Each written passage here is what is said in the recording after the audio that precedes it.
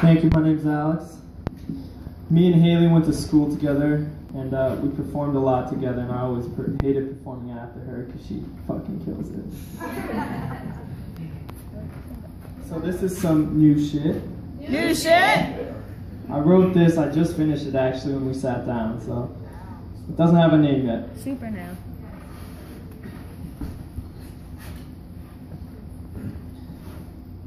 On the night I found out my grandfather had 48 hours to live, I wrote a poem. On the day she told me she did not love me back, I wrote a poem. The first time I saw my mother cry, real, true, fear-induced tears, I wrote a poem. In the silent nights of my fatherless teenage years, I wrote many poems.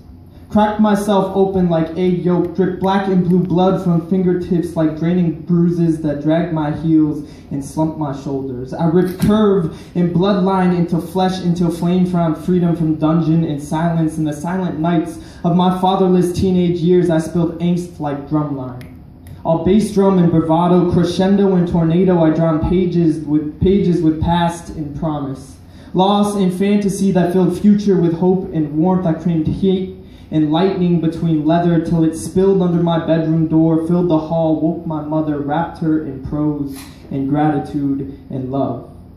The first time I saw that angel cry, real, true, fearful tears, I wrote a poem. I wrote a poem, tried to etch understanding as if my words could give meaning like initials carved into a tree, outlined in a shaky heart. It was all I could give, and I gave it with every ounce of energy I possessed, pressed, squeezed from my 16-year-old frame. But my hands are not my father's, and they only reminded Mama of the exact thing that caused the drowning of my shoulder. On the day she told me she did not love me back, I wrote a poem, begged for yesterday, for before, broke my fingers on promises sharp with rejection, tried to erase memories of her backside walking away.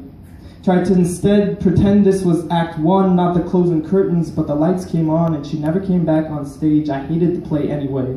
Read the poems, I said. Read the poems, I told her. See that I'm a liar. See that it was all dream, all nightmare. On the night I found out my grandfather had 48 hours to live, I wrote a poem. Buried myself between wall and chair, dug in, ducked for cover, waited for the bombs, the tears, the crying mother when it came. I'd already folded myself safe into creased corners and dark margins. I barely heard the screams.